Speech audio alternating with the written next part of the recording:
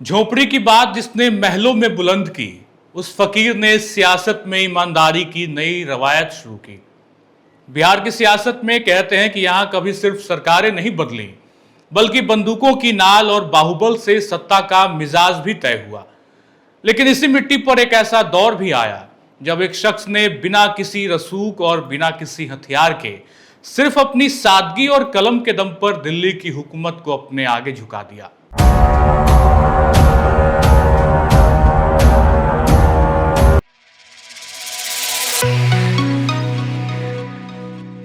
बिहारी नामा में आज का किस्सा रघुवंश प्रसाद सिंह का। कहानी शुरू होती है वैशाली के शाहपुर गांव से। रघुवंश बाबू कोई आम नेता नहीं थे। वो गणित के प्रोफेसर थे और उन्होंने बकायदा पीएचडी भी की थी। वो चाहते तो आराम से कॉलेज में पढ़ाकर एक आलीशान जिंदगी जी सकते थे, लेकिन 70 के दशक में जब जेपी आंदोलन की आंधी चली तो ये प्रोफेसर अपनी नौकरी और सुख आराम छोड़कर सड़कों पर उतर आया। यहीं पर उनकी मुलाकात हुई एक ऐसे युवा और तेज तरार छात्र नेता से जिसका नाम था लालू प्रसाद यादव। लालू यादव की ठेठ राजनीतिक शैली और रघुवंश बाबू की बौद्धिक क्षमता का एक ऐसा मेल हुआ जिसने आने वाले समय में बिहार की किस्मत लिख दी।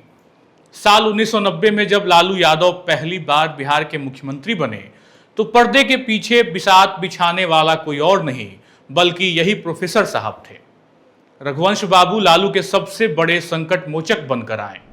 जब चारा घोटाले में लालू यादव जेल गए और आरजेडी संकट में आई, तब पार्टी को बिखरने से बचाने और राबड़ी देवी को मुख्यमंत्री की कुर्सी तक सुरक्षित पहुंचाने का पूरा ताना बाना इसी गणितज्ञ ने बुना था। साल 2004 दिल्ली में यूपीए की सरकार बनती है, मनमोहन सिंह प्रधानमंत्री बनते हैं और लालू यादव के कोटे से रघुवंश प्रसाद सिंह को देश का ग्रामीण विकास मंत्री बनाया जाता है। दिल्ली के बड़े बड़े लुटियंस जोन के नेता सोच रहे थे कि धोती कुर्ता पहनने वाला, गवई अंदाज में हिंदी और भोजपुरी बोलने वाला ये बिहारी बाबू दिल्ली की हाईफाई नौकरशाही को कैसे संभालेगा। लेकिन यहीं पर रघुवंश बाबू ने वो इतिहास रचा जो आज भी भारत के हर गांव में जिंदा है। उन्होंने एक कानून का मसौदा तैयार किया जिसे आज हम मनरेगा के नाम से जानते हैं। शुरुआत में देश के बड़े बड़े अर्थशास्त्री और खुद प्रधानमंत्री मनमोहन सिंह इस योजना के पक्ष में नहीं थे। उनका मानना था कि इससे बहुत पैसा खर्च होगा, लेकिन रघुवंश बाबू अड़े रहे। उन्होंने सोनिया गांधी के सामने सीधे शब्दों में कह दिया, अगर देश के गरीब को 100 दिन के रोजगार की गारंटी नहीं मिली तो मैं इस पद से इस्तीफा दे दूंगा। एक फकीर मंत्री की इस जिद के आगे पूरी केंद्र सरकार को झुकना पड़ा। आज हिंदुस्तान का कोई भी गांव ऐसा नहीं है जहां मनरेगा का काम न हुआ हो।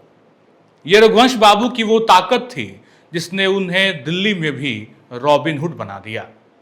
कहते हैं कि राजनीति में जब वक्त बदलता है तो अपने ही पराये होने लगते हैं।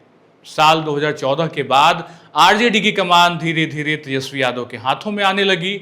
रघुवंश बाबू वैशाली से चुनाव हार चुके थे, लेकिन पार्टी में उनका कद सबसे ऊंचा था। वो हमेशा सिद्धांतों की राजनीति करते थे और उन्हें आरजेडी का अपराधीकरण बिल्कुल पसंद नहीं था।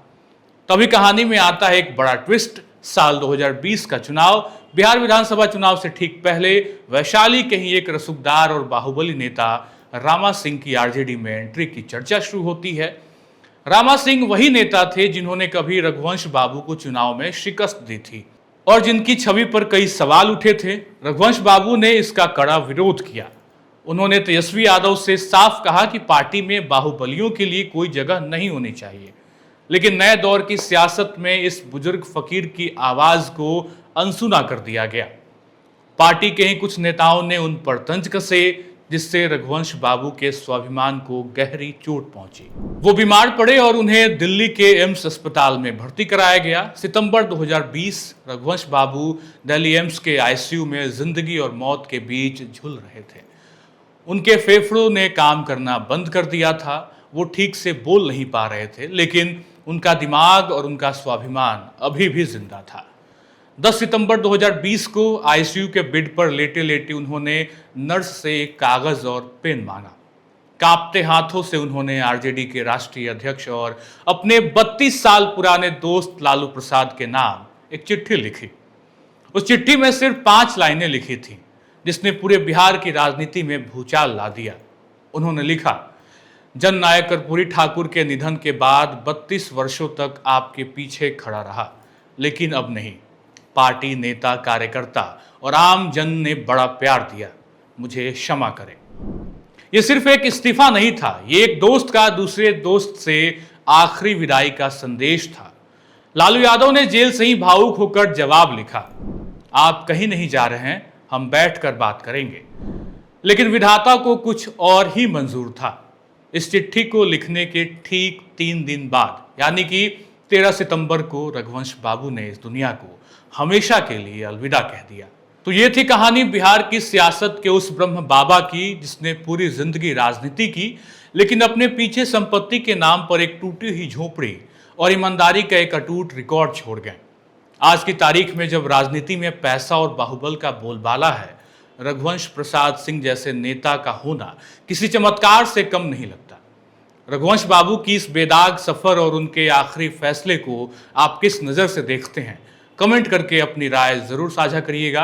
अगर आपको बिहारी नामा का ये एपिसोड पसंद आया हो तो खबर अनफिल्टर्ड को लाइक, शेयर और सब्सक्राइब करना ना भूलें। मिलते हैं अगले एपिसोड में बिहार की सियासत के किसी और बड़े किरदार के साथ। तब तक के लिए बहुत बहुत शुक्रिया।